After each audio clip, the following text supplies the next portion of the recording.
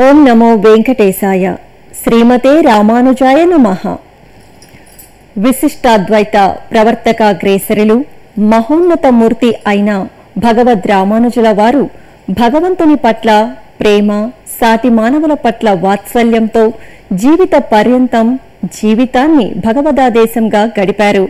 మానవ జీవిత విముక్తి కోసం పరమాత్మ శ్రీచరణాలను ఆశ్రయించడం ఒక్కటే మార్గమని బోధించారు. భగవంతునికి భక్తునికి మధ్య భక్తి బంధము మాత్రమే శాశ్వతమని, పరమాత్మ దృష్టిలో భక్తి ఒక్కటే ప్రధానమని, భగవంతుని శరణుజొచ్చిన వారిని పరమాత్మ చేయి పట్టుకుని నడిపిస్తాడని సందేశమిచ్చాడు.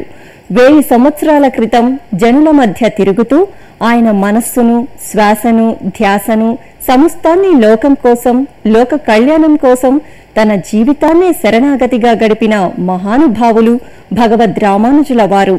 ఆ మహనీయుని 1000 వసంతాల పండుగ 2016 మే నెల 10వ తేదీ అంగరంగ వైభవంగా ప్రారంభమై సంవత్సరమంతా జరుగుతున్న ఈ శుభ తరుణాన తిరుమల తిరుపతి దేవస్థానములు ఆళ్వార్ దివ్య ప్రబంధ ప్రాజెక్ట్ ఆధ్వర్యంలో ఘనంగా చేపట్టిన భగవద్ రామానుజ దివ్యదేశ సంచార యాత్ర విశేషాలను మీకు అందిస్తోంది మీ శ్రీ వెంకటేశ్వర భక్తి ఛానల్. వీక్షించండి, తరించండి.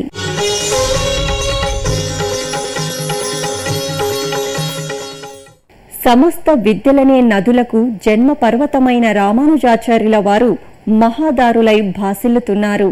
భగవద్ రామానుజాచార్యుల వారి దివ్యదేశ సంచార యాత్ర వైకుంఠనాథ స్వామివారు, వైకుంఠవల్లి అమ్మవారు వెలిసిన శ్రీవైకుంఠం అనే శ్రీవైష్ణవ దివ్యదేశానికి చేరుకుంది. నవ తిరుపతులలో ఒకటి శ్రీవైకుంఠం. తిరునల్వేలి నుంచి ఆళ్వారు తిరునగరి వెళ్లే మార్గంలో ముందుగా మనకు కనిపించేది ఈ శ్రీవైకుంఠం. అసలు ఇక్కడి నుంచే నవ తిరుపతుల యాత్ర ప్రారంభమవుతుంది. పచ్చని పంట పొలాలతో, తామ్రపర్ణి నదీ కాలువలతో, చెరువులతో అందంగా కనిపించే ఈ క్షేత్రం సాక్షాత్తు శ్రీవైకుంఠమే అనే భావనతో కీర్తించే ఈ స్తోత్రం వినండి.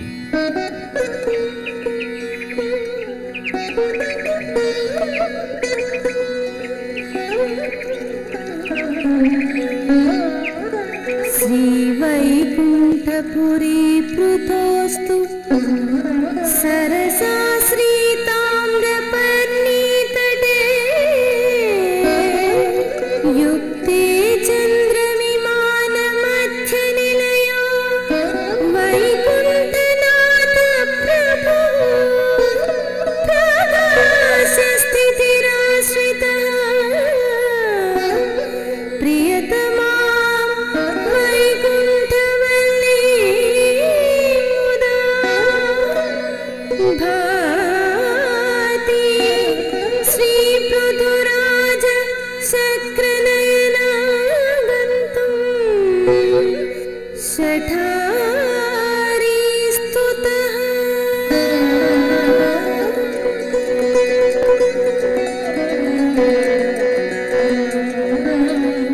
ఈ క్షేత్ర స్వామికి వైకుంఠనాథన్ అని పేరు. ఉత్సవమూర్తిని కళ్ళపిరాన్ అని అంటారు. అమ్మవారు వైకుంఠవల్లి. తామ్రపర్ణి నదీ తీరంలో పృథుతీర్థ సమీపాన చంద్ర విమానం మధ్య నిలుచొని భక్తులను అనుగ్రహిస్తున్నాడు స్వామి. పృథు చక్రవర్తికి, ఇంద్రుడికి ప్రత్యక్షమైన ఈ స్వామిని నమ్మాళ్వార్లు కీర్తించారు. ఇక్కడ వైకుంఠనాథుడు నిలుచొని ఉంటే ఆయన వెనుక ఆదిశేషుడు తన పడగ విప్పి నిలుచున్నాడు. స్వామివారి చేతిలో గద ఉంటుంది. మనం ఇక్కడో అద్భుతమైన విషయాన్ని చెప్పుకోవాలి. ప్రతి సంవత్సరం ఉత్తరాయణంలో ఒకనాడు, దక్షిణాయనంలో ఒకనాడు సూర్యకిరణాలు నేరుగా వచ్చి స్వామివారి మీద పడతాయి. ఇది చాలా ఆశ్చర్యకరమైన విషయం. ఒకప్పటి ప్రళయకాలంలో బ్రహ్మగారు నిద్రపోతుంటే సోమకాసురుడు అనేవాడు వేదాలను దొంగిలించాడు. వేదాలు బ్రహ్మగారికి నేత్రాల వంటివి. కొంతకాలానికి బ్రహ్మ నిద్ర నుంచి లేచి చూసుకుంటే ఏముంది, వేదాలు కనిపించలేదు. దాంతో ఏం చెయ్యాలో తెలియక శ్రీహరిని గురించి తపస్సు చెయ్యాలనుకున్నాడు. అయితే ఎక్కడ తపస్సు చెయ్యాలి, అందుకని మంచి చోటు చూసిరా అని తన చేతిలో ఉండే దండాన్ని ఒక బ్రహ్మచారిగా మార్చి పంపించాడు. ఆ బ్రహ్మచారి అనువైన ప్రదేశం కోసం వెతుకుతూ జయంతిపురి అనే చోట ఒక అప్సర స్త్రీని చూచి ప్రేమించి వివాహం చేసుకున్నాడు. ఆ ప్రేమలో పడిన అతడు చతుర్ముఖుని మాటే మరచిపోయాడు. ఎంతకీ బ్రహ్మచారి రాకపోయేసరికి ఇక లాభం లేదని విధాత తన చేతిలో ఉండే కమండలాన్ని ఒక స్త్రీగా మార్చి తపస్సుకు అనువైన చోటును వెతికిరమ్మని పంపించాడు. అలా బయలుదేరిన ఆ పడతి అన్ని ప్రదేశాలు చూసి చివరికి ఈ శ్రీవైకుంఠ క్షేత్రం వచ్చి ఇక్కడ ఉండే పచ్చని పొలాలు, తోటలు, చల్లని మలయమారుతం ఇవన్నీ చూసి ఇక్కడ ప్రశాంతంగా తపస్సు చేసుకోవచ్చును అని అనుకుని ఆ మాటే విధాతకు చెప్పింది. బ్రహ్మగారు కూడా ఇక్కడ ప్రశాంతంగా ఉన్నదని తన కమండలోదకంతో స్నానం చేసి తపస్సు చేయడం ప్రారంభించాడు. కొంతకాలానికి అతడి తపస్సు ఫలించి మధుసూదనుడు ప్రత్యక్షమయ్యాడు. సోమకాసురుణ్ణి చంపి వేదాలను తెచ్చి ఇచ్చాడు. ఇలా బ్రహ్మగారి ప్రార్థన మీద భగవానుడు శ్రీవైకుంఠం నుంచి దిగివచ్చాడు గనుక దీనికి శ్రీవైకుంఠం అనే పేరొచ్చింది. ఇక ఉత్సవమూర్తికి కళ్ళపిరాన్ అనే పేరు ఎందుకు వచ్చిందో తెలుసుకుందాం. ఈ శ్రీవైకుంఠంలో కాలదూషణుడు అనే గజదొంగ ఒకడుండేవాడు. వాడు రోజూ రాత్రిపూట దొంగతనాలకు వెళ్లేటప్పుడల్లా శ్రీవైకుంఠనాథుణ్ణి సేవించి తాను చేయబోయే దొంగతనం సఫలం కావాలని, అలా జరిగితే తాను దొంగతనం చేసిన దానిలో సగం సమర్పిస్తానని మొక్కుకునేవాడు. అతడు అనుకున్నట్టుగానే జరిగేది. సగభాగం స్వామికి సమర్పించేవాడు. ఇలా ఉండగా ఒకనాడు కాలదూషణుడు రాజభవనంలో దొంగతనం చేయబోయాడు. వెళ్లే ముందు యథాప్రకారం స్వామికి మొక్కుకునే బయలుదేరాడు. అయితే ఈ మాటు వాడి ప్రయత్నం ఫలించలేదు. దొంగతనం చేయబోతుంటే రాజభటులు మేల్కొని దొంగలను పట్టుకోబోయారు. కాలదూషణుడు తప్పించుకున్నా వాడి పరివారంలో చాలామంది పట్టుబడిపోయారు. దాంతో కాలదూషణుడికి చాలా విచారం కలిగింది. రాజభటులకు దొరికిన తన వారు కఠిన శిక్షలకు గురి కావచ్చు. వారిలో కొందరు తన ఆచూకి రాజభటులకు చెప్పవచ్చు. అలా చెబితే తాను కూడా రాజభటులకు దొరికిపోతాడు.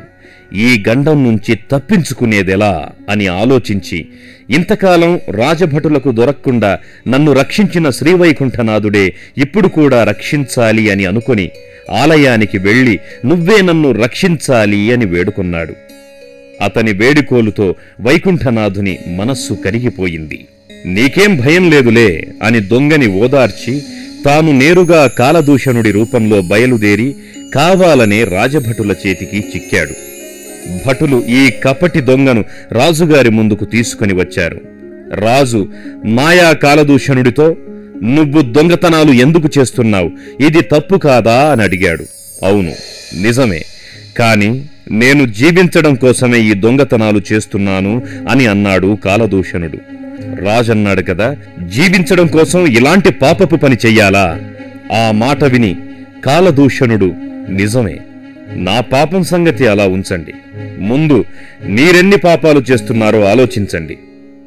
ధర్మబద్ధంగా రాజ్యాన్ని మీరు పాలిస్తే ఇలా దొంగతనాలు చేయవలసిన పని ఎవరికి మాత్రం ఉంటుంది?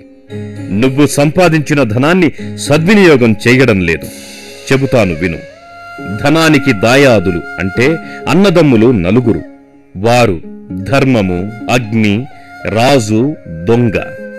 ఇందులో మొదటివాణ్ణి అంటే ధర్మాన్ని అవమానిస్తే తక్కిన నలుగురికి కోపం వస్తుంది. ఇది తెలుసుకో.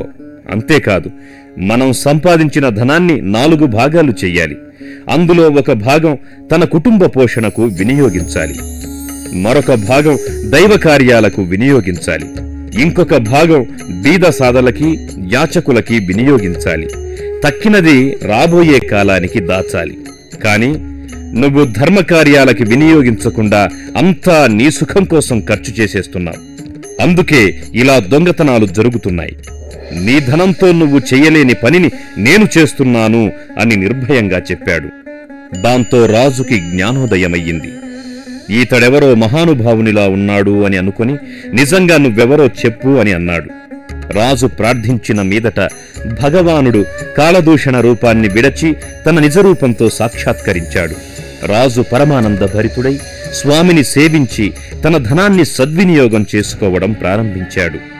చూశారా, నిశ్చలమైన భక్తిగల ఒక దొంగ తాను భగవంతుణ్ణి దర్శించడమే కాదు, వీసం కూడా పుణ్యం చెయ్యని మహారాజుకు కూడా స్వామి దర్శన భాగ్యాన్ని కలిగించాడు.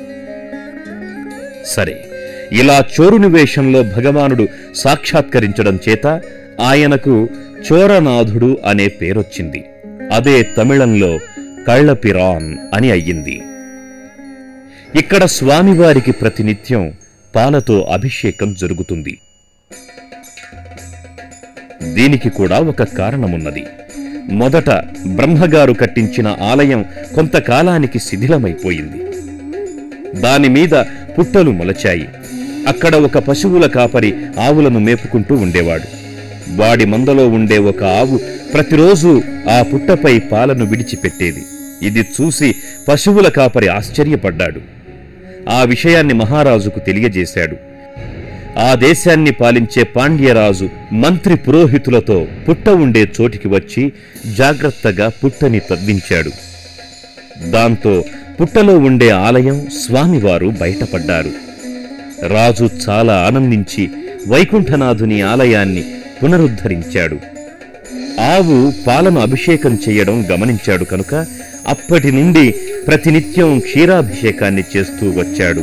అదే నేటికీ కొనసాగుతూ ఉంది. ఆకాశాన్నంటే మేడలతో మిద్దెలతో సౌభాగ్యవంతమైన తిరుప్పుళింగుడి దివ్యదేశంలో వేంచేసి ఉన్న నీవు శ్రీవైకుంఠంలో నిలబడి ఉన్నావే. ఓ దేవా, ఈ లోకులందరూ నిన్ను సేవించి వారి శక్తికి తగినట్లు నిన్ను స్తోత్రం చేస్తారు. ఒక్కసారి లేచి కూర్చొని మాకు దర్శనం అనుగ్రహించు అని అంటూ పాడిన ఈ పాశురం వినండి. எங்கள் கண்முகப்பே உலகர்களெல்லாம் இணையடி தொடுதெழுஞ்சி தங்கள் அன்பார தமுது சொல்வலத்தால் தலத்தர திறந்து பூஜிப்ப தெங்கள் சேர்மாட திருப்புழுங்குடியாய் திருவைகுந்த துள்ளாய் தேவா எங்கள் மாஜால திரளும் ஒரு நாள் இருந்திடாய் வீர்த்திடங்கொண்டே. ఈ క్షేత్రంలో భక్తులు శ్రీవారిని రామానుజుల వారిని దర్శించుకుని జన్మ పావనం చేసుకున్నారు. జ్ఞానయజ్ఞమీ గతి మోక్ష సాధనము, జ్ఞానయజ్ఞమీ గతి మోక్ష సాధనము, నానార్థములు నిన్నే నడపె మా గురుడు, జ్ఞానయజ్ఞమీ గతి మోక్ష సాధనము, నానార్థములు నిన్నే నడపె మా గురుడు, జ్ఞానయజ్ఞమీ గతి మోక్ష సాధనము.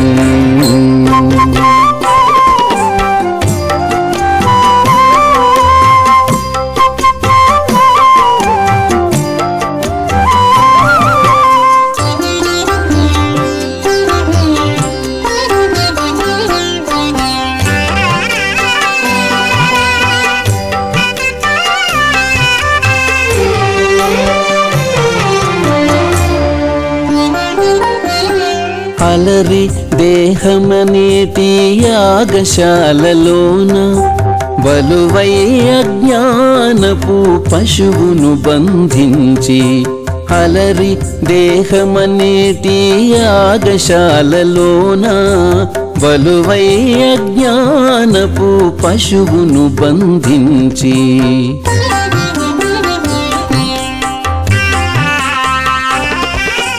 కలసి వైరాగ్యపు కత్తుల కోసి కోసి వెలయ జ్ఞానాగ్నిలో వ్రేలిచె మా గురుడు, కలసి వైరాగ్యపు కత్తుల కోసి కోసి వెలయ జ్ఞానాగ్నిలో వ్రేలిచె మా గురుడు, జ్ఞానయజ్ఞమీ గతి మోక్ష సాధనము, నానార్థములు నిన్నే నడపె మా గురుడు, జ్ఞానయజ్ఞమీ గతి మోక్ష సాధనము.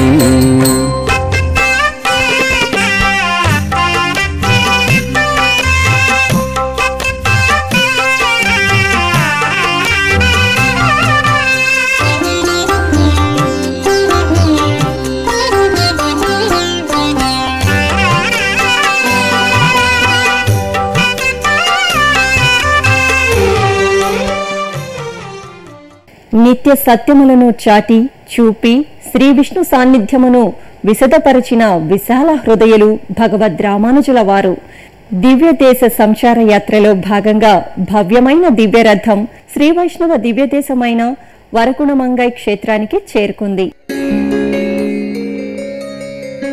నవ తిరుపతులలో వరగుణమంగై ఒకటి.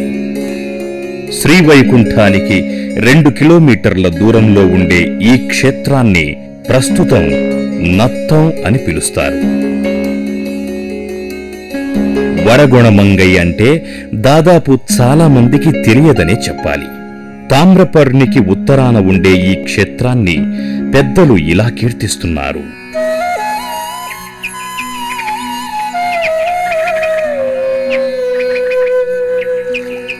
విజయకోటి విమానవరస్థితః సఠరిపోత్తమ భవ్యవచ ప్రియః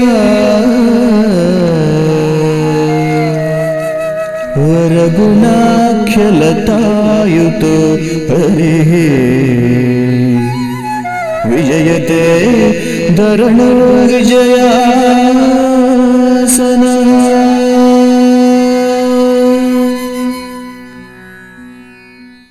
ఇక్కడ ఉండే పెరుమాళ్లకు విజయాసనర్ అని పేరు. అమ్మవారు వరగుణమంగై నాచ్యార్. అగ్నితీర్థ సమీపంలో విజయకోటి విమానంలో తూర్పుముఖంగా సుఖాసీనుడై స్వామి దర్శనమిస్తారు. ఈ క్షేత్ర మహత్యాన్ని వినండి. పూర్వం రోమశుడు అనే మహర్షి ఉండేవాడు. అతని శిష్యుడు సత్యవంతుడు. ఒకనాడు సత్యవంతుడు ఆకాశగంగలో స్నానం చేసి ఆశ్రమానికి తిరిగి వస్తున్నాడు. అలా వచ్చే దారిలో అతడికి ఒక సరస్సు కనిపించింది. చేపలు పట్టేవాడు ఒకడు ఆ సరస్సులో వలను విసరి కొన్ని చేపలని పట్టాడు. అంతటితో సంతోషించకుండా మళ్లీ వలను విసిరాడు. ఈ మారు చేపలకి బదులు ఒక మొసలి వచ్చి పడింది.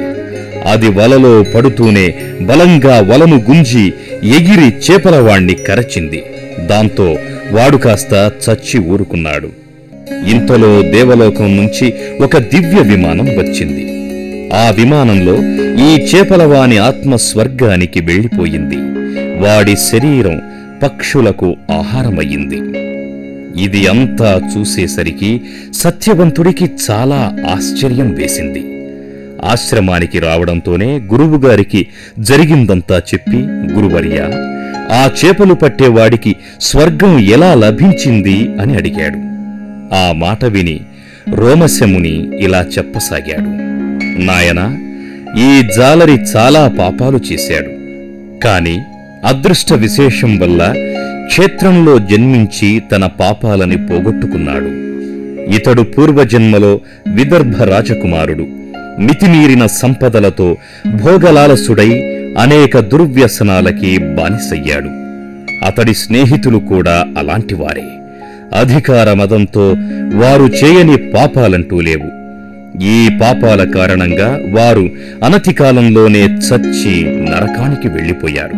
అయితే ఈ రాకుమారుడు తనకు తెలియకుండానే 1-2 పుణ్యకార్యాలు చేశాడు. అందువల్ల నరకంలో శిక్ష పూర్తయ్యాక ఇక్కడ చేపలు పట్టేవాడుగా పుట్టాడు. ఈ క్షేత్రంలో పుట్టిన కారణంగా వాడి పాపాలన్నీ నశించిపోయాయి.